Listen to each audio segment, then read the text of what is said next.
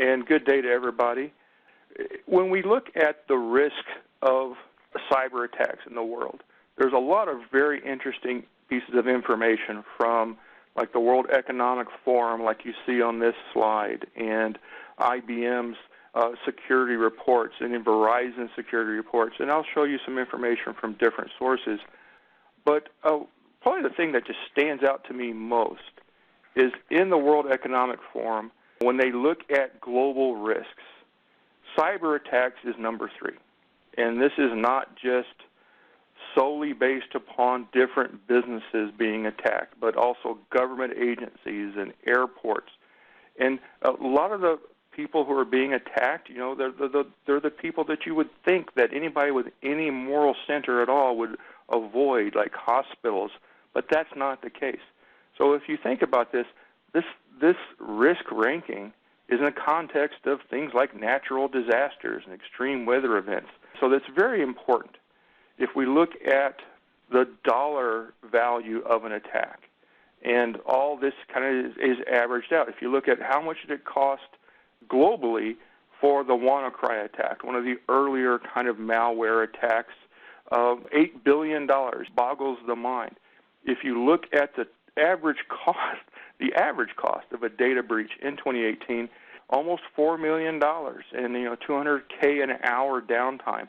I haven't seen numbers like this since after 9/11, where certain businesses were down for an extended period of time, and it took years to figure out, what was the long-term impact of these outages. If we looked at the NotPetya, one of the other malware attacks, it was 310 million. And the number of days that hackers spend in an IT environment before discovery, and that's not so much the automated malware, but maybe an infiltrator. So the odds of being hit, we're trying to estimate at this point, you've got 1 in 4, and you should assume this is going to grow. Here's a slide. I won't go into detail. It's got different timelines, but you can see it goes against a chocolate factory in Tasmania. Is that a big deal? I honestly don't know. How big is chocolate in Tasmania? Maybe it's a major export. This could have hurt thousands of people. We saw pharma giant Merck, so I'm sorry, mistyped there, but also food production, but you see airports, power companies. A lot of this is they're trying to find out how much damage they can do to different types of organizations. Now, in the United States, we certainly are concerned more about hospitals, and because there's a lot of PCs that run in a hospital, whether it's a dedicated device, and a lot of these are not as patched as they should be.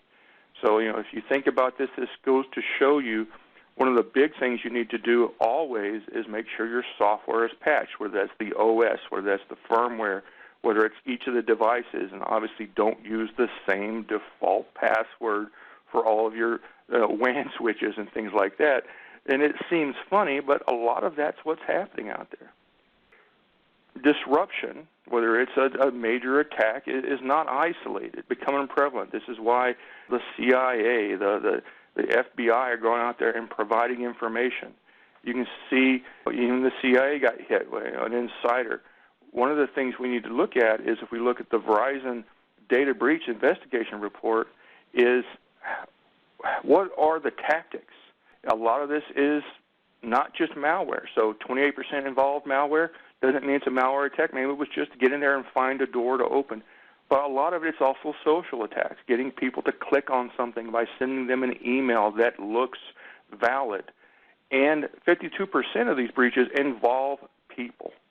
In other words, whether it's an infiltrator, whether it's an insider, someone is remotely, maybe the initial hook was a Trojan, but people are still involved.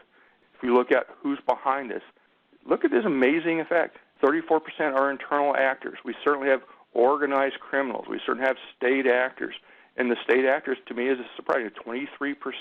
We knew it was happening, but I always assumed that it was a lower percentage, and it was mainly the criminals or the script kiddies or just the people trying to cause trouble as the motivation, but a lot of it is different use cases. When you look at who's doing it, you have to remember you've got internal actors, insiders, disgruntled employees, But you also have external people that aren't in it for financial gain. Or, and the other assumption we have is, hey, I pay the X number of Bitcoins to get my decryption key, I'll get the decryption key. In many cases, you never receive it.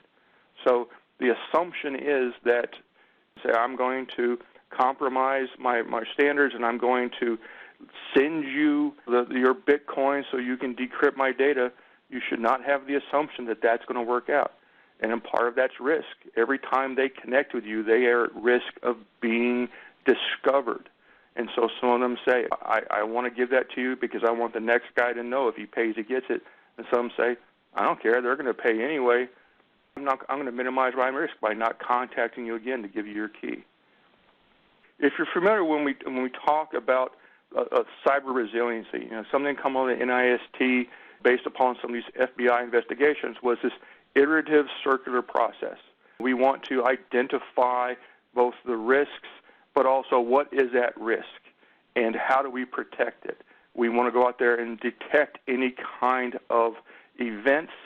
We want to figure out how do I respond. Do I go out there and have and then do I recover? This is obviously when we talk about the data protection infrastructure, we're really focusing on protect and recover. There are two different parts of that. But it is an iterative process. And identify where other parts of the Spectrum and IBM storage families, we'll talk briefly about that as well. IBM is in a very unique position where we have both the storage and the storage management and the security expertise, whether it's software itself, whether it's our services or a combination of both. We really do have skills that help complete this entire picture, as well as the capabilities and the hardware and software to make it come true. So if we look at the identify, what is identify? I want to go out there and understand and we're getting into a very storage-centric view of the world. And once again, remember, this is only one view of the world. Your storage management, your data protection is not going to be your primary protection against this. It's going to be security software, but it's a key part of it. How do I gain information about my critical applications, my critical storage infrastructure in the different locations? Obviously, you have your storage resource management products like Insights Pro and Spectrum Control, and also your data protection. How do I know what is being protected adequately? You have the Spectrum Protect family. So we can go out there inside of Spectrum Protect and look and see what is the success of my data protection service? What is the success of my disaster recovery service to my infrastructure? And we can also use this as a detect model, and we'll talk about that in a moment. We're not, this is mainly focusing around the data protection side, the Spectrum Protect side, but it's critical as far as the identify process of your storage resource management family, as well as your Spectrum Discovery, internal details about the data in your infrastructure. So how do we set up Protect? And obviously the Spectrum Protect family, that's the first half of this picture as far as we're concerned, is how do we provide backups? And how do we provide and design adequate backups? And we're going to go ahead, and that's where the details of this presentation, when I get to that part, is where we're going to really focus. Once again, and I know I'm being repetitive, we have to account for different types of risk. That's the ransomware, the automatic Trojans, infiltrator-led, which may be combined with the Trojans where they get into insider attacks. There have been indications where infiltrators have enlisted insiders and say, if you help me out, you're going to get a payday. And so they'll work together. And a combination of that. I think the biggest risk to any organization as far as most massive damage is an insider if that organization has not isolated different security domains, different authentication domains. I used to work storage management when I was a customer, and my team was responsible for the primary storage and the disaster recovery storage. And my particular part of it was managing the primary backups and the secondary disaster recovery copy of the backups. So I had access to all of that. And so I could have destroyed primary data living on the disk and the backups in one fell swoop if that had been my goal. and we can't really have that level of authentication happening that way any longer. We'll get into more details about setting up these backups and introduce them to the Spectrum Protect family. Obviously, Spectrum Protect used to be called Tivoli Storage Manager, or TSM. Even before that, it was ADSM. Our new edition, Spectrum Protect Plus, we also have copy data management. And this infrastructure can exploit multiple types of storage, whether it's tape, block storage, including snapshot-based backups, where there's file systems with snapshot-based backups, or IBM's cloud object storage. And we'll talk about all these different storage types and details and where they can fit in. One of the other interesting things is, in addition to backups, it's reuse. And we're starting to see this more with cyber resiliency, where a company will have a cyber resiliency vault, and they want an extra copy of the data in a form that can be read. In other words, don't just transfer a copy of my streaming backups and make me restore it. Don't just replicate my VTL in there and make me restore data to get to it, to evaluate it. Give me a copy of the data in a reusable format. And we're starting to see those reuse cases, as we call them, across different lines of business, whether it's for faster DevOps, whether for its analytics, or in this context for cyber resiliency, going into the cyber vault and evaluating and doing deep analysis of the data to see if there's something in there that's corruption has occurred. Based upon that is, yes, I need the software to manage those storage, but I need my block storage to be able to provide those capabilities, whether it's Spectrum Virtualize and Accelerate, the StoreWise family, but these very powerful copy services. It's really important when we look at if I want some kind of special snapshot that has safeguarded protections. The DS8000 safeguarded copies is a real big and important enhancement to that product family. And we have presentations on that outside of this one. Detection. We'll briefly mention that Spectrum Protect can detect and give you alerts to unusual activity. If I'm doing backups of a file system that has been corrupted, that's a massive amount of change. I can go through there and say, hey, at this point, you've got a much larger volume than you typically do. At the same time, you may have differences in like things like the ability to deduplicate data. If my data cannot be deduplicated, then that means maybe someone's applied encryption on top of that. Someone's encrypted it with a unique key. So we want to have these unusual behaviors alerted to you. And I'll actually show you that on live screen here in a minute. And we also want to go out there, basically what happens. What happens is, if I find this detection, we're going to come back to and refer to it. You can also get detection of corruption from unusual levels of activity. Did the reads and writes on my file server spike tremendously? Spectrum Control and Storage Insights can help me detect that and alert upon that behavior as well. And recover, this is where we're going to focus most of this presentation, is if I've successfully backed it up and I've successfully used the correct type of storage, I should be able to go out there and recover. And that's where the Spectrum Protect product family is going to go out there. And this is also going to include disaster recovery. When you look at traditional backup, how it's defined, we use things like recovery time objective and recovery point objective. And that's fantastic. But you also have, what about which location and at what scope? Typically people say, I need to be able to bring back a database in 4 hours. Well, you need to bring back all of your databases in 4 hours or just 10%? Because if you're looking at these ransomware attacks, maybe I have to increase the scope of my fast recovery. And that's going to really lead us to other types of backups. You also have other requirements, not just where is it and how fast is the recovery, but does it need to be stored on AirGap storage? Does it need to be stored on immutable or worm storage? Does it need to be encrypted at rest or in flight? So you have other requirements, not just based upon recovery, that you may need to implement. And one of the big recommendations from NIST from the beginning was AirGap, and we need to talk about that. Here's where we're going to start. Look, how do we go to design this? So we don't just focus on ransomware. We have air-gapped encryption at rest and immutability requirements. You have to define those. And they may include different sites. I need to have air-gapped at both sites, or maybe just one air-gapped and a rotation to a DR site. You may have just more aggressive requirements for recovering data like we just talked about. And you have to kind of look back, superficial similarities. I had many people say, well, all I need is air-gapped and that will take care of everything. Be careful, because you don't want to build an infrastructure and miss one thing.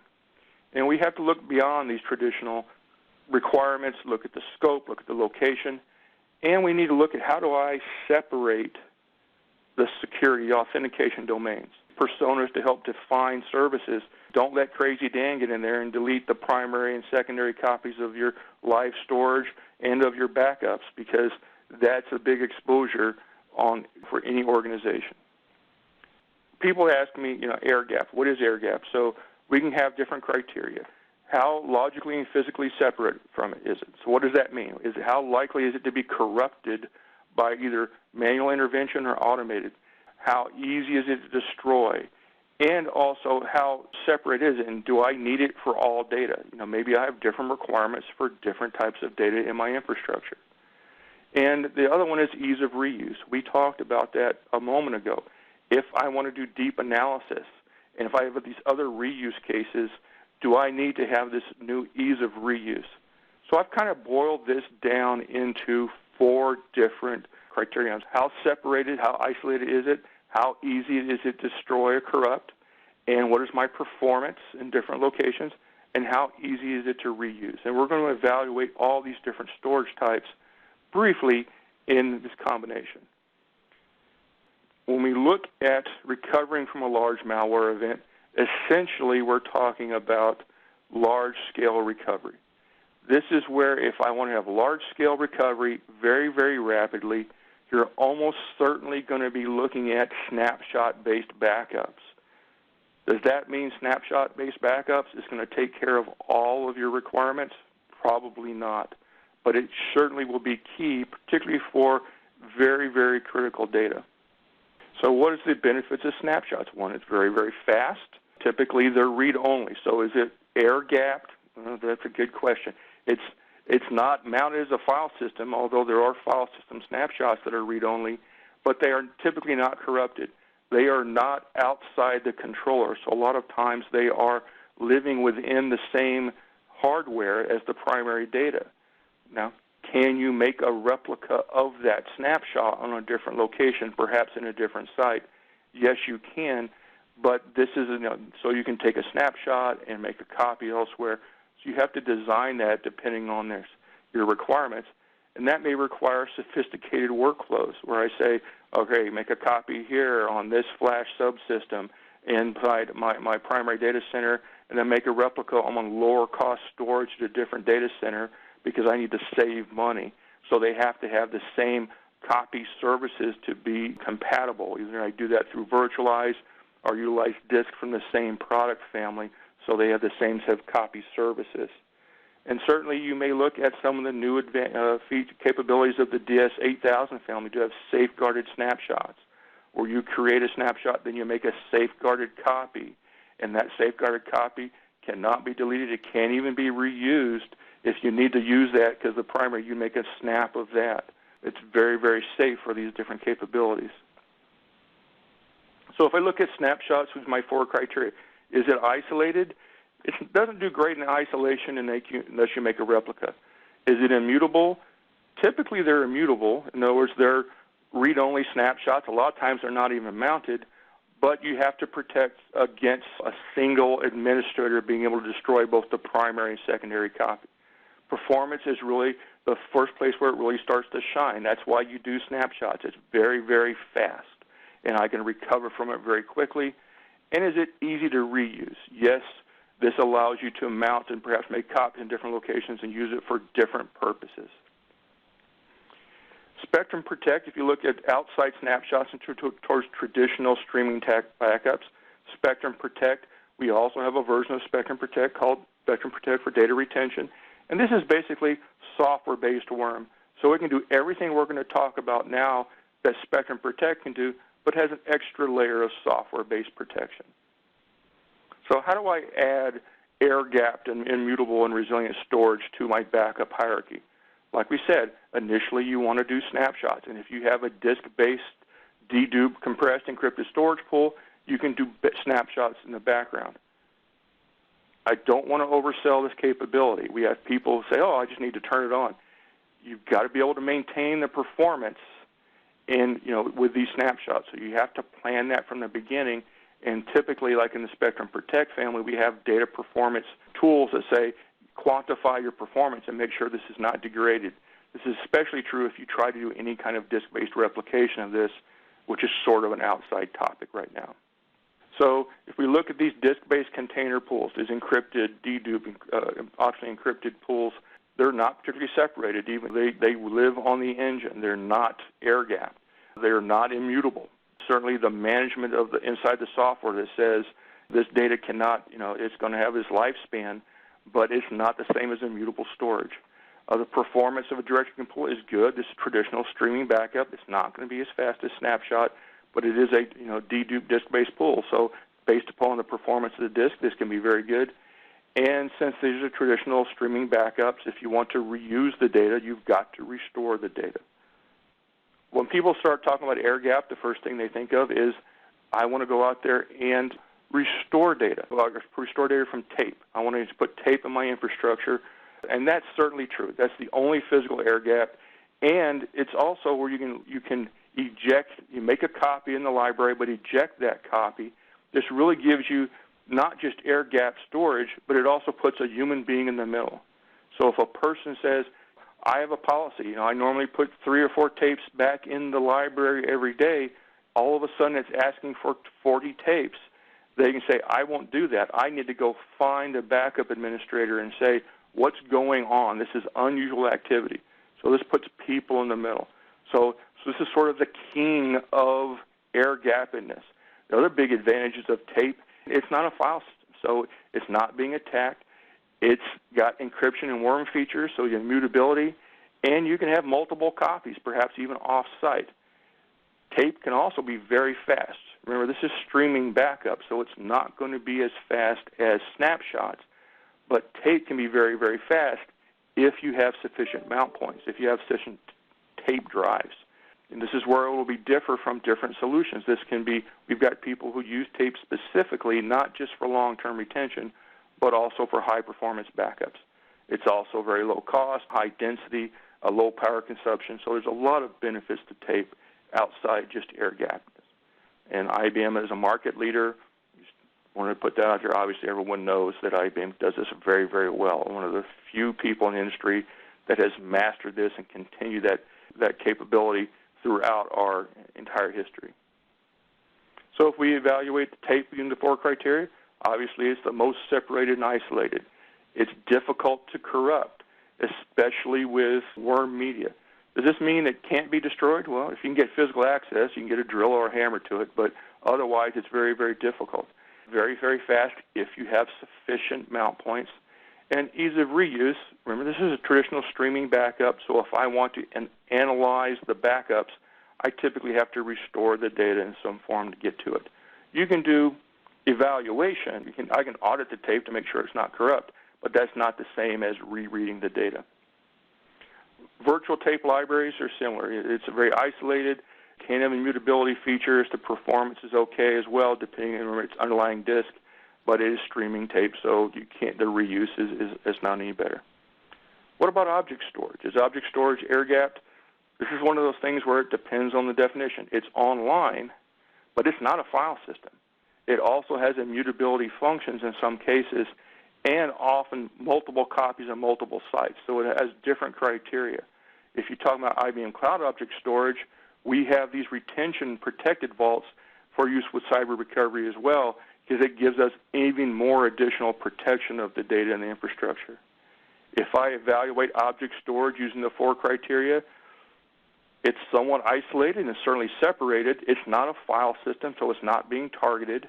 It's easy to corrupt, not particularly. Once again, there's high level of reliability in this object storage, and we do have retention vaults as well, and having it separated in different locations, that's a big advantage. The performance, this is probably our biggest concern with object storage. Object storage is not meant to be as fast as snapshots or fast disk or even high number of tape drives. It's meant for long-term retention or a very, very vast economical retention of large amounts of data. You get this big advantage. It can also be off-premises, but it's not meant to be a speed demon. Ease of reuse, once again, these are traditional streaming backups, which means I may have to restore data if I want to do deep analysis from the backups itself. How do I limit potential damage to my infrastructure? Take advantage of all security notifications. We'll show that briefly, the security notifications. You can control how often backups take place. So a script can invoke 20 backups to erase 20 versions. Have multiple copies. Definitely not just for disaster recovery. Make more copies. Utilize the storage infrastructure as you see fit. As we said, consider tape, consider object, consider taking snapshots. And certainly you can use internal parameters that says, don't reuse data, empty space in my storage pools immediately. Don't reuse the empty space for a day or 2 or 3. That way, if we detect a corruption and it's hit my backups, maybe I can revert the entire backup infrastructure to where it was at 2 days ago. But I need to make sure that space has not been reused. And we have those internal levels of protection inside of Spectrum Protect as well. If we take an overall view, like I said, protect your backup infrastructure. Look at doing snapshots of both your storage pools and your database, the brains of the backups, and start exploiting more and more intelligent storage in the back end, whether it's tape or object storage, and where does it put it, and how quickly can I get things back.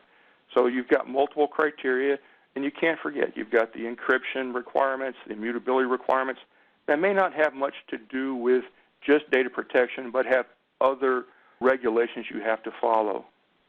I'm going to show a couple of things with the product sets. This is Spectrum Protect. This is actually the publicly available sandbox demonstration environment, and I wanted to show you our security alerts. They have a lot of these generated automatically. So if I have these different machines that are behaving differently than normal, in this case, I had a workload increase. You can see this little 1 and 0s icon, and if I click on it, I get details. This host, this dedupability, decreases. Remember, encryption takes a unique key and applies that encryption, and this will go through there and detect that. And in some cases, I see both, an increase and a deduplication decrease.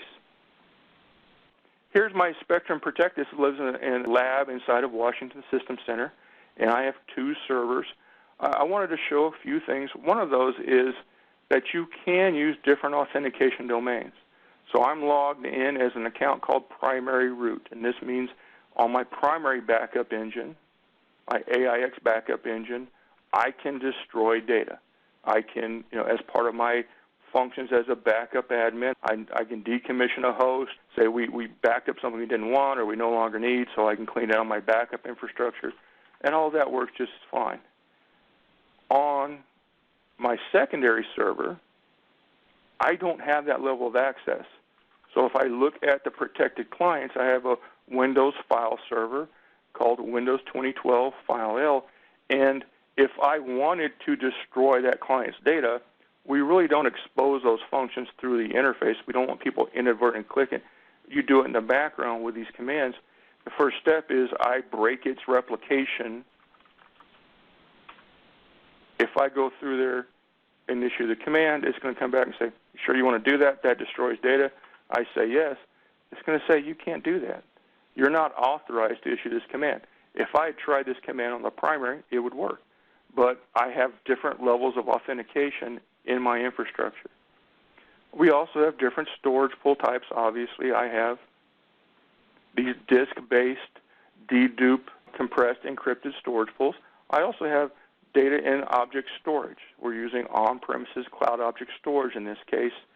And I have a tiering setup so long-term retention data goes out there. I also have tape-based pool. In this case, I've got both an LTO and a Jaguar classification tape pools. And I can go out there and tier data off and say, for example, in this case, I can put data on my disk-based pool and after a certain level of activity, send data to the object pool. I can also go directly to object and directly to tape. It doesn't really matter. All of this is built into the product set. I can be as flexible as I wish. Another big thing from like a ransomware restore, and we have a video of this out on YouTube, but I'll go and show you real quick as well. This is Spectrum Protect Plus, so this is snapshot-based restore. So I do have in my infrastructure here, I've got that Windows file server we talked about, Windows 2012 file L. But let's say that this got corrupted, this file server, and I want to bring it back. I want to bring it back quickly, so I'm going to Snapshots, but I need to bring it back carefully so that it doesn't get corrupted again. So here's an example of how you could do this. I'm going to go ahead and I'm going to create a restore job, VMware, and this just happens to be a VMware-based file server. We can do similar things with hardware-based. And I'm going to choose that server.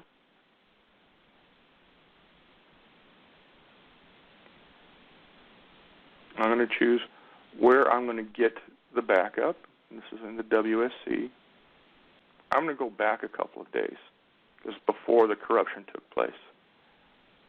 Now, I want to go to an alternate name and do some other things, and I'll show you why that's important here. Now, the first thing I'm going to do, I'm going to do what we call a test restore. A test restore says, don't copy data. Just start the VM from the snapshot repository. It doesn't corrupt, it doesn't write to the snapshot recovery point. And while I'm running there, I don't want to expose this to the network. I don't want any of my corrupted endpoints to go back and corrupt me again. I want to start it from the sandbox. I want to protect it on an isolated network and give it back to the server team. They can apply patches as needed, and when they'll come back and tell me when I can promote it back to the production network. So when I go and do the restore to production, I want to go to the same network, but while I'm running this in test mode, I want to go through and run it on an isolated network. So I'm running it on my management network. While it's running in that test mode, I'm going to they'll go through and do the patching. They'll come back to me and say, promote this.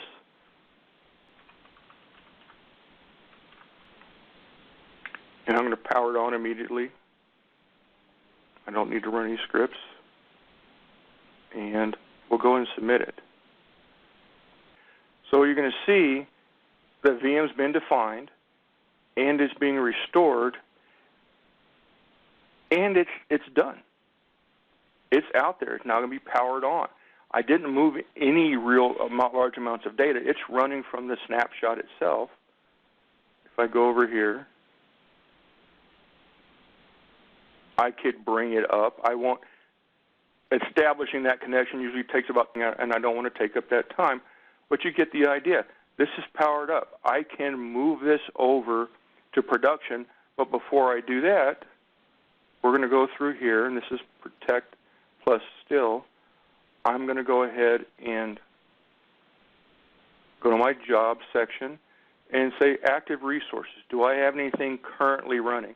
And so it's telling me, hey, you've got a restore running, but I'm not doing anything with it right now. It's started, it's running from the repository, and then I have a choice. Once the team that has done the security fixes has told me, I can move it to production. What that means is it's going to overwrite the original machine, or they can say, no, I need to keep that, make a clone. They have a different machine ID. I'll do that, and it will sit out there.